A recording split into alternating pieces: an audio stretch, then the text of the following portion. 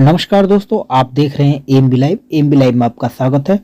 योगी आदित्यनाथ जी ने खुर्जा में किया प्रभावी मतदाता संवाद।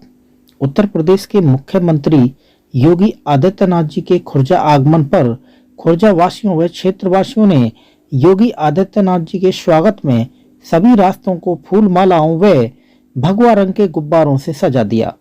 योगी आदित्यनाथ जी ने खुर्जा के जटिया अस्पताल का निरीक्षण किया। उत्तर प्रदेश के मुख्यमंत्री योगी आदित्यनाथ जी ने मेडिकल कॉलेज की जनपद बुलंदशहर में दी सौगात। जनता के बीच कर डाली घोषणा। बुलंदशहर में माननीय स्वर्गीय कल्याण सिंह जी के नाम पर बनेगा मेडिकल कॉलेज और 2023 में प्रवेश प्रारंभ कर दिए जाएंगे। देखते रहिए और बने रहिए एएमबी लाइव के साथ।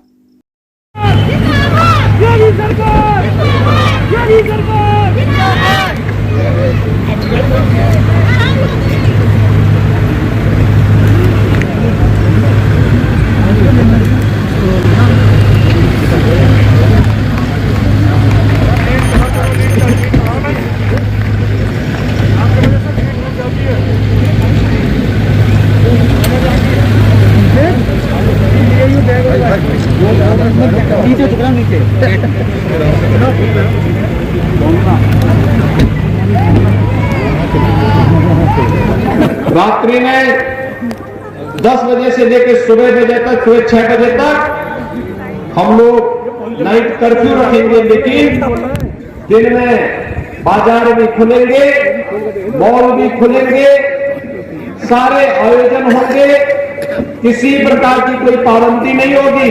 हाँ, सतर्कता और सावधानी के लिए पब्लिक एड्रेस सिस्टम जरूर लगेंगे। ये महामारी है और कोरोना महामारी में भागने की आवश्यकता नहीं, डरने की आवश्यकता नहीं, लेकिन सतर्कता और सावधानी की आवश्यकता है। सतर्कता और सावधानी के माध्यम से जीवन और जीविका को बचाने का कार्यक्रम, और 30वीं व्यक्ति तो सावधानी और सतर्कता के लिए ही चुनाव आयोग ने बड़ी बड़ी रैली और सभाओं को रोका है। 500-700 तक लोग सभाओं में आ सकते हैं और इसीलिए कम संख्या ही सही, लेकिन आपका उत्साह इस बात को बताता है कि 500 की संख्या 50,000 पर भारी पड़ने वाली है।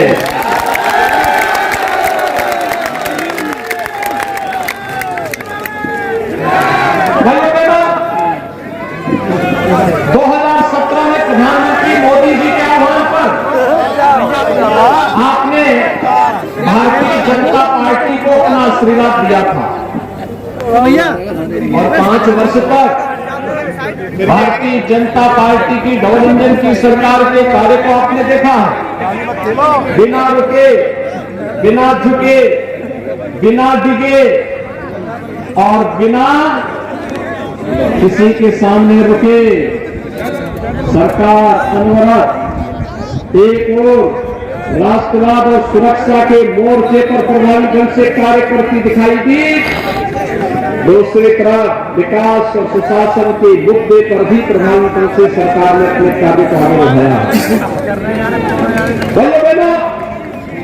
बुलंदशहर जनपद की जब बात होती है, खुर्जा की जब बात आती है, तो खुर्जा का नौकरी का कार्य देश और दुनिया के अंदर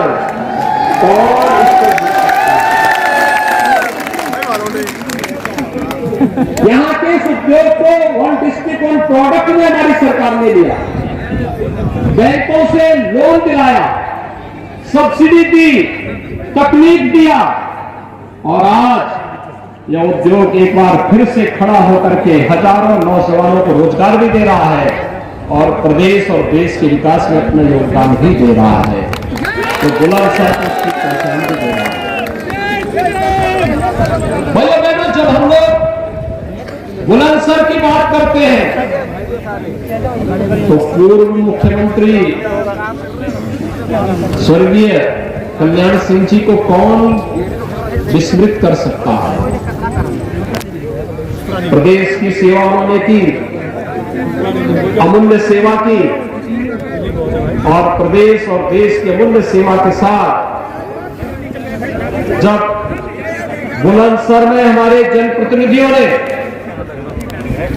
एक बात की मांग की, वह मांग थी कि यहां पर भी चिकित्सा सेवा का एक अच्छा विशेषज्ञ स्वास्थ्य संस्थान खुलना चाहिए, तो हमने कहा कि ठीक है खोलेंगे। और भाइयों बहनों, बुलंदशहर जनपद को भी एक मेडिकल कॉलेज हम लोगों ने स्वीकृत किया। 274 करोड़ रुपए की लागत से बनने वाला मेडिकल कॉलेज स्वर्गीय कल्याण सिंह जी के नाम पर ही होगा और उनके नाम पर करने की कार्रवाई को तेजी के साथ आगे बढ़ाने का कार्य किया। आने वाले समय में अगले सत्र में 2023-24 के सत्र में बुलंदशहर कल्याण सिंह मेडिकल कॉलेज बुलंदशहर में प्रवेश भी होंगे और बुलंदशहर वासियों को विशेषज्ञ स्वास्थ्य सुविधा की उत्तम सुविधा का एक केंद्र भी स्वास्थ्य के दृष्टि यहां प्राप्त होगा। ये मेडिकल कॉलेज पहली सरकारें भी कर सकती थी, बना सकती थी, लेकिन फुर्सत नहीं थी। विकास के लिए उनके पास कहां फुर्सत थी? उनके लिए विकास तो चाचा भतीजे की पार्टी के लिए विकास तो शेखरी परिवार का विकास ही उनका सब कुछ था। वो इससे बाहर ही नहीं निकल सकते थे, उससे बाहर उन्होंने देखा ही नहीं था। और बहन जी के लिए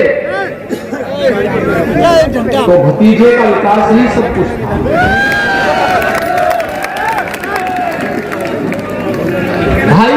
भाई बहन की पार्टी के लिए तो जब कोई आपदा आती है तो उनको भारत याद नहीं आता, भारत के नागरिक याद नहीं आते, तो उनको इटली में नानी याद आती। तो भला जो आपदा में आपके सहयोगी नहीं बन सकते, आपके साथी नहीं बन सकते, वे मेडिकल कॉलेज क्या खुलवाते बुलंदशहर जनपद में? जो भाजपा है, डबल इंजन की सरकार है, जो कहा सो करके दिखा दिया। मेडिकल कॉलेज मिल गया, कार्य भी प्रारंभ हो गया, 2023 में प्रवेश भी होंगे। यहां के नौजवानों को मेडिकल की शिक्षा के लिए अब देश के अंदर भटकना नहीं पड़ेगा। बुलंदशहर में घर से निकले, मेडिकल की डिग्री ली, डॉक्टर बने और बेहतर स्वास्थ्य सुविधा देशवासियों को, प्रदेशवासियों को, जनपदवासियों को देने का कार्य नहीं कर लिया। भाइयों बहनों, बुलंदशहर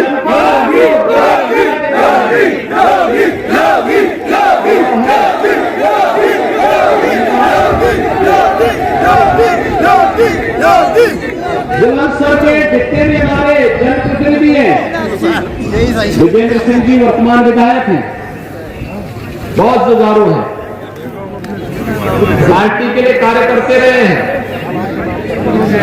पार्टी भारतीय जनता पार्टी के लिए एक परिवार है और अलग अलग पदाधिकारी की अलग अलग समय में अलग अलग भूमिका होती है। विजेंद्र सिंह जी ने, यहाँ के सांसद, यहाँ के विधायक, इन सब ने मांग की थी कि हम लोग जब प्रयागराज जाना चाहते हैं तो बहुत देर लगती है, बहुत दूरी होती है। हमने कहा घबराइए मत, हम मेरठ से प्रयागराज तक एक गंगा एक्सप्रेसवे बनाएंगे और गंगा एक्सप्रेसवे ऐसा बनाएंगे कि बुलंदशहर में बैठे 5 घंटे में प्रयागराज पहुंच गए। अभी इसमें दूरी लगती है 16-17 घंटे। और भाइयों बहनों, जब ये गंगा एक्सप्रेसवे बनेगा तब इस दूरी को पूरा करने में कितना समय लग जाएगा? हाथ लगेगा 5 घंटे। सुबह निकले, सुबह 7 बजे निकले, मध्याह्न 12 बजे प्रयागराज पहुंचे, संगम में स्नान किया, अपना कार्य किया और कार्य करके फिर 3 बजे वहां से चले, शाम को 8 बजे अपने घर में आ गए।